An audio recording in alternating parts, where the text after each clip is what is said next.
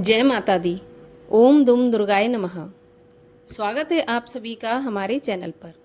आज के इस वीडियो में आप सुनेंगे दूसरी महाविद्या तारा देवी की कथा, इसके साथ ही दुर्गा सप्तशती के दूसरे अध्याय की कथा।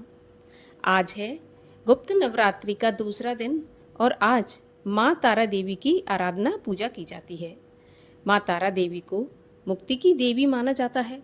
कहा जाता है कि भगवान बुद्ध ने भी माँ तारा देवी की आराधना की थी। हमारे चैनल पर आप सभी प्रकार की व्रत कथाएं और महात्म सुन सकते हैं। सभी व्रत कथाएं और महात्म सुनने के लिए अगर अभी तक आपने चैनल को सब्सक्राइब नहीं किया है तो चैनल को सब्सक्राइब करें, बेल आइकन पर क्लिक अवश्य करें। आज की कथा अच्छी लगे तो लाइक करके, शेयर करके, कमेंट में जय माता दी अवश्य लिखें। तो चलिए सबसे पहले हम सुनते हैं माँ तारा देवी की कथा। कौन थी माँ तारा देवी और किस प्रकार माँ तारा देवी को मुक्ति की देवी कहा जाता है। तो देखिए, पुराणों में कथा आती है कि जो गुप्त नवरात्रि का दूसरा दिन है वो माँ तारा देवी को समर्पित माना जाता है।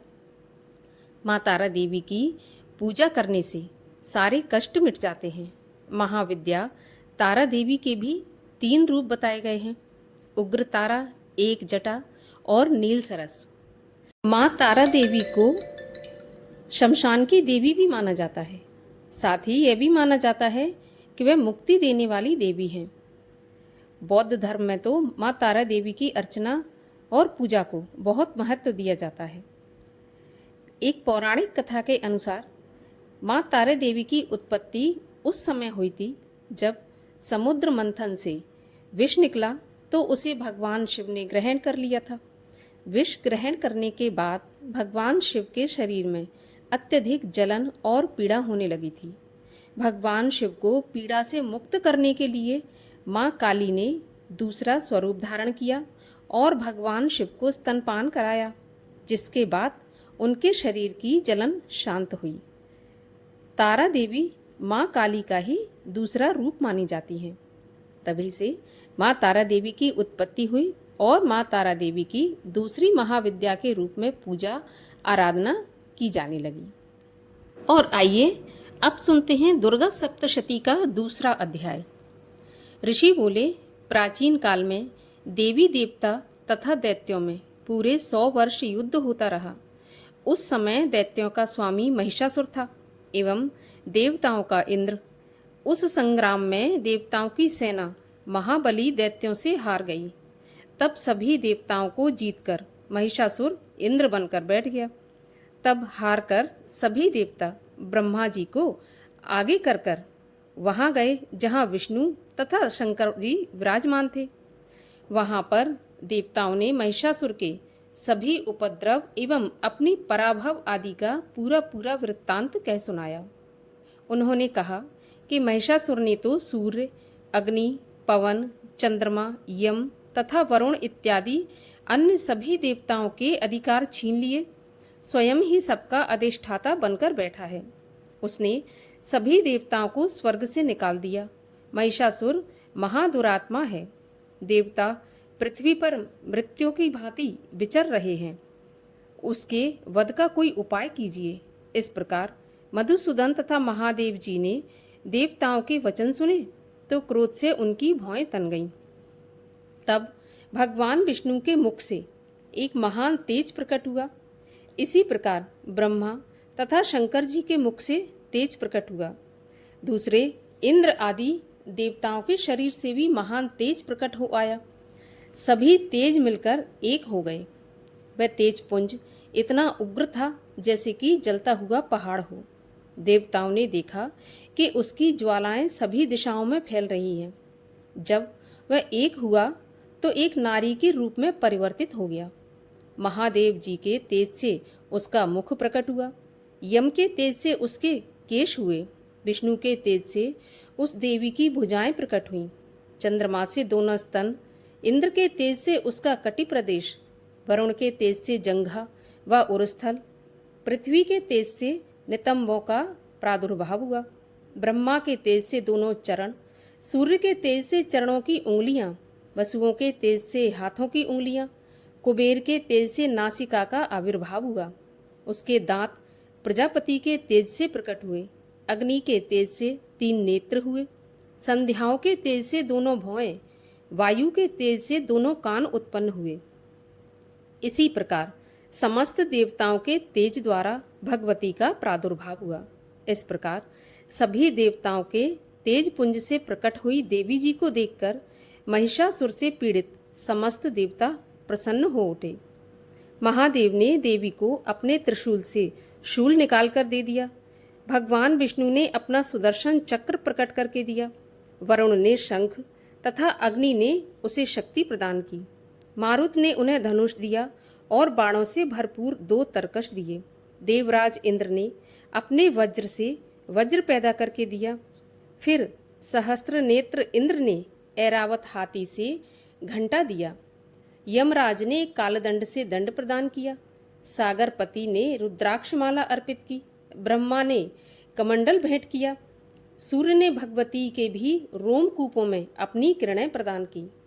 काल ने तलवार और उत्तम ढाल अर्पण की। क्षीर सागर ने हार तथा कभी न पुराने होने वाले 2 वस्त्र भेंट किए। इसी प्रकार चूड़ामणि, दिव्य कुंडल तथा 2 कड़े भी भेंट किए तथा चमकता हुआ अर्धचंद्र, सभी भुजाओं के लिए बाजूबंद, चरणों के लिए नूपुर और कंठ के लिए सर्वोत्तम कठला भेंट किया। इसी प्रकार सभी उंगलियों के लिए मुद्रिकाएं प्रदान की। विश्वकर्मा ने निर्मल परशु भेंट किया और अनेक रूपों वाले अस्त्र, अभेद कवच, मस्तक तथा गले में धारण करने के योग्य कभी ना कुमलाने वाली कमलों की माला दी। जलद ने उसे बहुत सुंदर कमल दिया। हिमालय ने वाहन के लिए सिंह एवं और भी अनेक प्रकार के रत्न भेंट किए। कुबेर ने सुरा से भरपूर पात्र दिया। सभी नागों के स्वामी एवं पृथ्वी धारण करने वाले शेष जी ने महामणियों से सुशोभित नागहार दिया। इसी प्रकार सारे देवताओं ने भी भूषण एवं आयुधों के द्वारा देवी जी का सत्कार किया। उसके बाद भगवती ने अट्टहास करके ऊंचे स्वर में गर्जना की। उसके भयानक नाद से सारा आकाश भर गया। तब देवगण प्रसन्न होकर उस सिंह वाहिनी देवी की जय जयकार करने लगे। मुनियों ने भक्ति भाव से नम्र होकर देवी जी की स्तुति की। इधर देवताओं के शत्रुओं ने सारी त्रिलोकी को क्षोभग्रस्त देखा। तब तो वे अपनी सारी सेना को कवच आदि से तैयार कराकर अस्त्र शस्त्र लेकर झट से उठ खड़े हुए। महिषासुर क्रोध में आकर बोला, अरे ये क्या हो रहा है?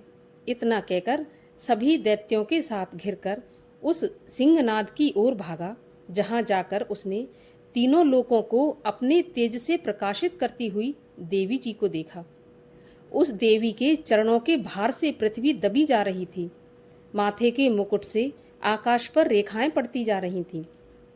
उसके धनुष की टंकार से 7 पाताल क्षोभग्रस्त थे और हजारों भुजाओं से भी सभी देवताओं को ढककर देवी खड़ी हुई थी।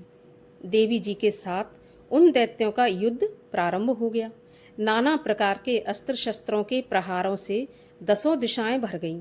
महिषासुर का सेनापति उस समय चिक्षुर नाम का एक महान दैत्य था। देवी जी के साथ उसी का युद्ध होने लगा। इसी प्रकार अन्य दैत्यों को तथा चतुरंगिणी सेना को साथ लेकर चामर भी युद्ध करने लगा। 60,000 रथियों को साथ लेकर उदग्र महादैत्य भी युद्ध में प्रवृत्त हो गया। महाहनु दैत्य 5 करोड़ रथियों के साथ युद्ध में आ गया। 60 लाख रथियों से आवृत वाष्कल दैत्य युद्ध में उतर पड़ा। पारिवारिक दैत्य हाथी एवं घोड़ों के अनेकों सवारों के समूह से घिरा हुआ रथियों को साथ लेकर देवी जी के साथ युद्ध करने लगा। उस रण आंगन में स्वयं महिषासुर भी रथों, हाथियों एवं अश्वों की सेनाओं से घिरा खड़ा था। तोमर, भिंदीपाल, शक्ति, मूसल, परशु, पट्टिश, खंग आदि अस्त्रों से युद्ध में देवी जी के साथ युद्ध करने लगा। कुछ दैत्यों ने देवी जी पर शक्तियां छोड़ी एवं दूसरों ने पाश फेंके। तब चंडिका देवी ने अस्त्र शस्त्रों की वर्षा करके उन्हें तोड़ डाला। इधर देवी जी का वाहन सिंह भी क्रोध में आ गया। उसने अपने गर्दन के बाल हिलाए और दैत्यों की सेना में इस प्रकार घूमने लगा जैसे कि वन में अग्नि फैलती जा रही हो। उस युद्ध भूमि में युद्ध करती हुई अंबिका ने जितने श्वास छोड़े वे ही झटपट सैकड़ों हजारों गणों के रूप में परिवर्तित हो गए। प्रकट होकर उन गणों ने खंग, भिंदीपाल, परशु, पट्टिश आदि शस्त्रों से युद्ध प्रारंभ कर दिया। देवी जी की शक्ति से वृद्धि पाकर वे गण दैत्यों का नाश करने लगे। साथ में दूसरे गण नगाड़े, शंख आदि बजाने लगे। महती प्रसन्नता देने वाले उस युद्ध रूप उत्साह में कुछ एक ने मृदंग बजाए। तब देवी जी ने त्रिशूल, गदा और शक्तियों की वर्षा से, तलवार आदि शस्त्रों से महान सैकड़ों असुर मार डाले और दूसरे कितने ही दैत्यों को घंटा के भयप्रद नाद से मूर्छित करके मारकर गिरा दिया। मरे दैत्यों को पाश से बांधकर पृथ्वी पर घसीट डाला। कितने तो गदा की चोट से घायल होकर पृथ्वी पर सो गए। मूसलों के प्रहार से कई एक रुधिर वमन करने लगे एवं कई एक शूल द्वारा वक्ष स्थल फट जाने से पृथ्वी पर सो गए। कितने ही दैत्य बाणों की वर्षा द्वारा युद्ध करते हुए प्राण छोड़ने लगे। कितने ही दैत्यों की भुजाएं कट गईं, कितने की ग्रीवाएं छिन्न भिन्न हो गईं। कई दैत्यों के सिर कट गए, कुछ मध्य से विदीर्ण हो गए। कुछ दैत्यों की जंघाएं कट गईं व पृथ्वी पर गिर गए। तब कुछ दैत्यों को तो एक भुजा, एक आंख और पांव वाला करके 2 टुकड़े कर डाला। मार मार कर गिराए हुए रथी, हाथी, घोड़े एवं असुरों की लाशों के द्वारा जहां महायुद्ध हो रहा था वहां की पृथ्वी इस प्रकार भर गई कि वहां पर आना जाना कठिन हो गया।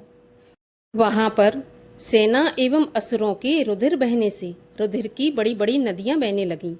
जगदम्बा जी ने एक क्षण में ही दैत्यों की महती सेना का इस प्रकार नाश कर दिया जैसे कि लकड़ियों के बड़े ढेर को अग्नि जला देती है। देवी का वाहन सिंह अपने बालों को छटकाता हुआ, बड़ी गर्जना करता हुआ दैत्यों के शरीर से मानो प्राण ही चुन रहा हो, इस प्रकार घूमने लगा।